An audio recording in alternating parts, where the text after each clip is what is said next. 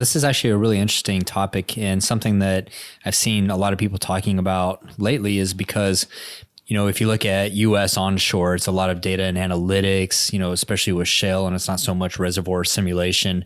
And a lot of people are talking about like you need those skills, especially if you want to go offshore, international. Yes. So it's interesting to hear that you made that. When did you go over to Hess? What year was it? It was 2014. Okay, 2014. So that was, right before the oil crash Yes, as well. yes. So I hit that it was an interesting right time. at the 100 per barrel when I switched. I was very fortunate there. Right at the peak. Yes. Yeah. So how long were you at Hess, before you decided to go out on your own and do USI technology? How long did you spend there and kind of see those problems? So by the end of 2017, so a little more than 3 years. Okay. Mm-hmm.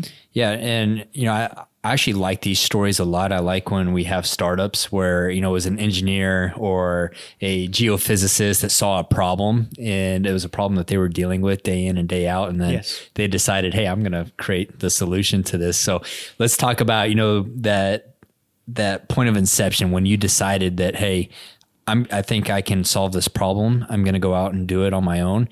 Let's talk about that time frame. What did you do to prepare for that? Well, it's happened naturally. It's a learning process where I start to learn as much as I can in reservoir simulation.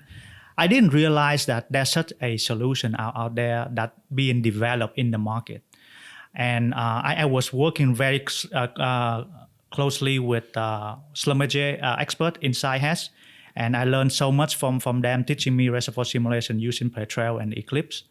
And then at that time, the solution is already kind of developed in my head for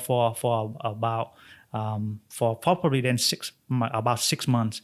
And then CMG actually invited me to their training, and the sparkle just came out right there. I mean, it's like, oh my God, these things can actually solve the problem that the industry is experiencing right now. So I said, I don't know if this is gonna work. I don't know if, we have the calculator, right? We have the tool that potentially can solve the problem, but I really didn't know that if going to work or not. So I really went with my gut. I was like, okay, I'm gonna give it a shot and see if it's going to work, and that is where we are today.